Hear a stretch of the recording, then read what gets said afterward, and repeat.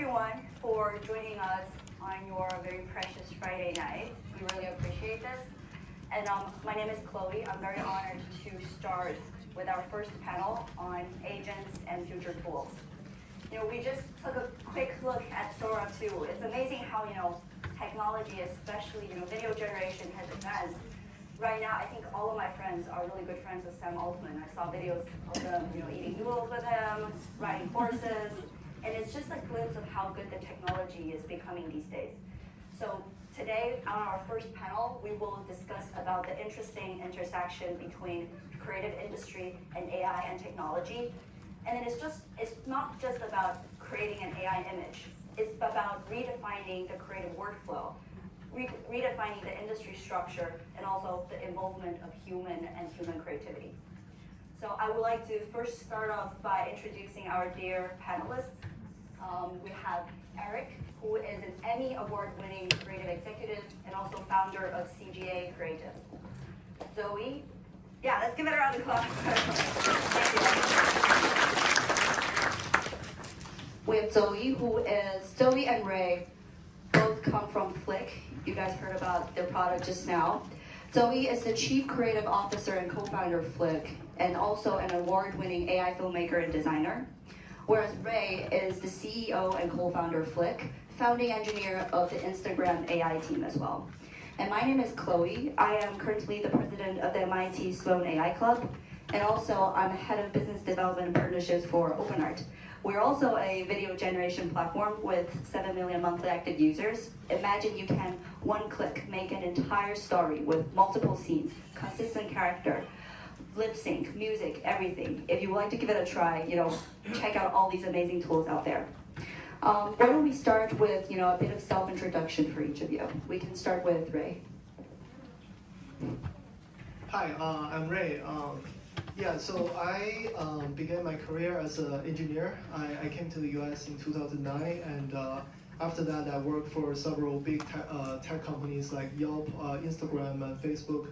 I have a mixed feeling about Sora being launched because I was the founding member of the team who built Instagram Stories, and several colleagues who built Instagram Stories actually built Sora just this week. Seeing some familiar faces from their team, and also creating a lot of Sam Altman videos is very exciting. And after that, I started several startups, companies, both in China and in the US. And then the reason we created Flick was because Zoey actually made several AI films early this year. We didn't think that the film can be made completely using AI before that. But after seeing that, we saw it's completely possible. But on the market at that time, there were not a lot of tools that can help you really have creative control and flexibility to create films like the one Zoey created. So we felt like this is a big opportunity. So also it's very exciting. So we founded Flick together. So we got pretty lucky. We got into YC just a month ago. And now we're here. It's a really honor and pleasure to be here, invited by Zhang and other hosts to be here. Thank you. Congrats on making 2YC. You said a lot that I won't say. So I'm Zoey. I was an award winner from MIT AI Film Hackathon, and I'm pretty lucky, to be honest. And also, I'm now a co-founder. Just graduated 4 months later. Woohoo! Hi everybody, my name is Erich Archer, and I am a television producer. I've been producing television for over 20 years. I got my start in New York City doing a lot of sports and music and reality television, and then went out to Los Angeles and produced for some bigger networks and ad agencies, and then came back here to Massachusetts, where I'm from, to get married and have children. And for the last 12 years, I've been running a nonprofit community media television station up on the North Shore, serving a hyper-local community with very traditional nuts and bolts television production. But over the last couple of years, I've gotten sort of obsessed with all this generative AI content and been sort of creating with all of these new tools every day, all day, creating original content, branded content, all kinds of things. Just really enjoying this whole new era. And then I'm Chloe. So I already introduced my roles. I think my experience with AI creativity, actually, I joined my first AI filmmaking hack with also Jiajian's team earlier this year. And that's during which I see the potential of these technologies, not just creating a single image or a single video, but actually being able to democratize creativity and let people without a creative background, people like me, to visualize the stories, the imaginations in my mind into something tangible, something that I can actually show my friends with. And that's what I feel like the industry or the future is going into. Everybody can be a creator. Each and every one of you can make a short film like right after this event and then share with your friends, and that's the power of technology. So I think we can start with our first question. Interesting that we're still talking about Sora. So I see a lot of hype and discussions about Sora these days. Some say that it's the TikTok for AI content. Some say that it's the Snapchat for TikTok for AI content because you can create cameo for yourself, you can interact with your friends, or even Sam Altman's cameo to create fun stories. But interesting to see how you guys view this release of the new product, and then maybe for a bit of background for people that didn't try out the tool yet. So OpenAI, they have this video generation model Sora, and then earlier this week they released a standalone app for Sora that focus on quick generation of short videos using your own character, interacting with other characters. I've seen crazy videos about people using one prompt to generate a full episode of South Park. So that's how crazy good technology is right now.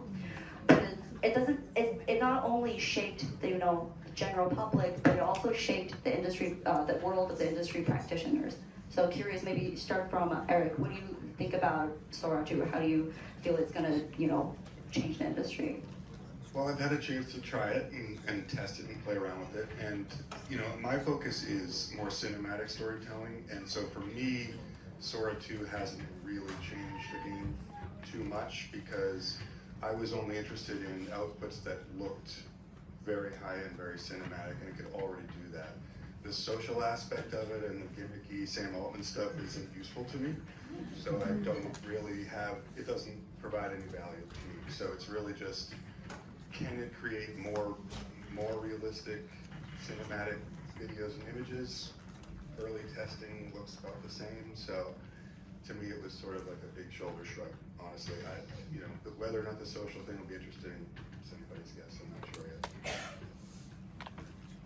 Well, I think this is a good thing for AI filmmaking because they indeed accelerate this market, and also I think OpenAI is building kind of like iPhone. We want to try to build like Sony camera, something like that. Yeah, to me, I view this as a strategic move, a very good strategic move from OpenAI, because I think they're trying to take on Google and Meta. They're trying to build the next huge thing by AI, and I think they're doing a good job. I think Zhang will probably be concerned about all this after viewing this viral videos. I think as you can see from the product, it has this cameo feature. It's specifically built for like social, so I think they're targeting for like to become like a next TikTok and Instagram for sure. And so if you look at the history, like in 2016, like or 15, 16, around that time, we had TikTok, early stage of TikTok, and Instagram Stories and Snapchat all came out, and that lowered the creation barrier for people quite a bit, because all of that like short film videos is only like disappear 24 hours later. People have no pressure creating them, and that's a boom. And we got, and those tools got huge, right? So I think OpenAI is trying to create a wave for the next round by AI. I think it could be bigger because AI can, everybody sees is huge. But like we said, I agree with Erich and Zoey. that I believe in the future everyone will create like viral videos and stories and South Parks and stuff like that. But there are small, maybe not too small group of people who actually care about like aesthetics, care about like quality, care about like touching story lines, characters, and those people needs a tool that's even more like giving them more creative control and flexibility to let like those creators to create like series films. So I think in the future there will be like two group of people. A lot of them like using Sora and other tools like that, and small people, super small group of people who use other tools. It's like iPhone and series like camera analogy. Yeah. So you're talking about in the future we will see tools that serve more like fast food like usage and scenarios, whereas there will be tools like Flick serving more fine dining type of scenario. I'm curious from your perspectives, from the technical side and from the creative side. I see a lot of comments about how good Sora 2 is because it's different from all the other single clip generation tools in that it has a lot better storytelling, multiple scenes. It seems like it's telling a fun, quick story instead of just like generating a video. How do you feel about the technology behind and then like the implications to creativity? I'm not a big fan of all of the sort of done for you tools that will create a whole scene for you. I'm coming at it from a professional end where I'm trying to do all that myself. So entering a prompt, or I saw somebody enter a storyboard that Sora could just turn into a short, and I suppose that has value for someone that does not have video production expertise or time. But it's going to be very hard to do something like that on brand or with any, sort of creative fine-tuning or, so I really like to get my hands in there and use the more controlled platforms personally. Yeah, I think it's very interesting because I think this product is all made like engineer perspective. It's more not for creator oriented. So I think they're all like a linear way to design this product. But I think creators think in long media way. They like to back and forth to find the perfect angle or character. So I still believe creators need a product to give them flexibility to generate what they want. Yeah. Yeah. So I agree. So we believe that the artist will. If you think about it, like in the future, like if actually right now, if you give like ChatGPT or I'm sure there's some product. If you give a prompt saying that I want the best novel, it actually can write a novel for you completely. But is that really the novel you want to read? Right? So if everyone can do that, like everyone will like use whatever AI to write a novel. So we have like 6 billion novels, and there's no different from any of them of those. So yeah. So I agree with two of you. But I do want to give like props to Sora and OpenAI. They are really great. they lower the barrier for everyone. So without them, those creative AI making film is still like a small thing. Yeah. So I think still in the future most of the people will use Sora, TikTok, whatever. That's fine. Yeah. Amazing. I think that transitions smoothly to our next topic, which is about agents. So agents has been a really big hype and heated discussed topic in the AI industry in general. Zoe, you mentioned about how much automation do we need versus human in the loop and human control. So what does AI agent means and stands for? Especially the creative industry. Maybe can you guys give us like a general description, definition, and then we can move into some deeper discussions.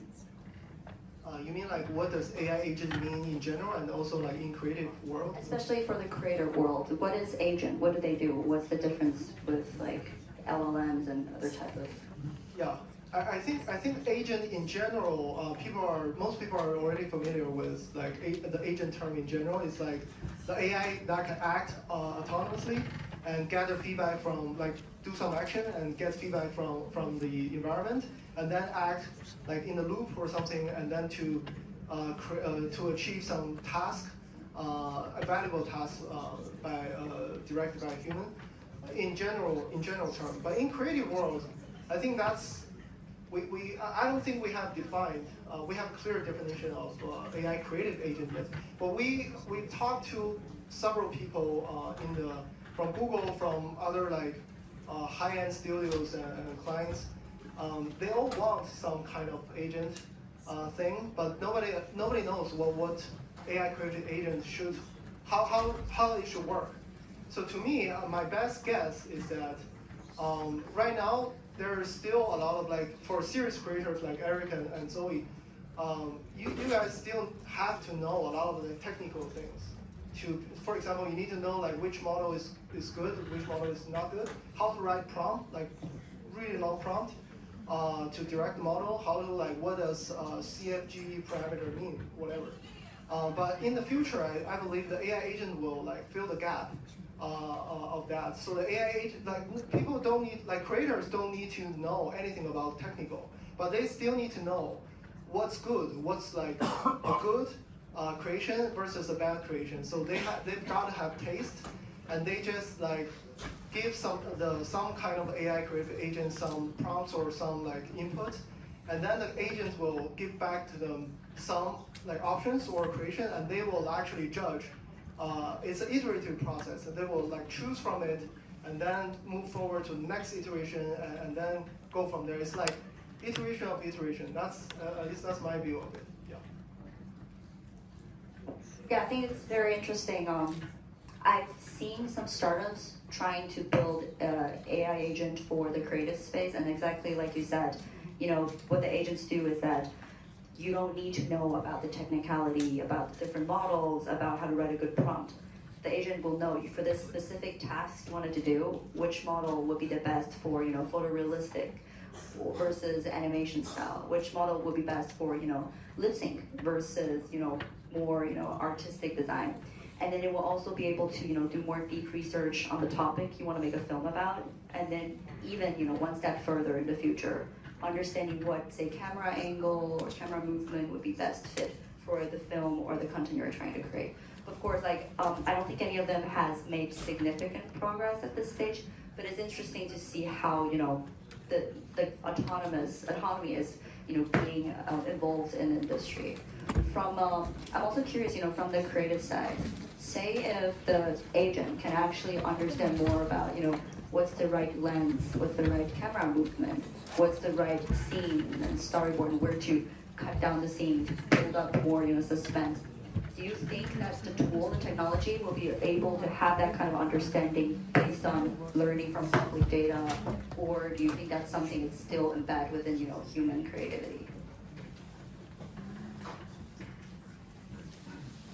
Well, I have built a number of tools lately for my creative work. Custom GPTs, custom image models, mood boards in Midjourney that you can use as style codes, all these types of things that are intended to speed up workflows, scale workflows. But when it gets to automating, I kind of always get hung up because it's tricky to figure out which parts of a creative workflow you could actually repeat from one project to the next exactly. A lot of things work, well, some things work like, you know, maybe doing a draft of a script and then going from the script to a shot list or something like that. But then when you go to generate the initial images, which model are you using? Your prompts are going to change if the model changes. What style is the project?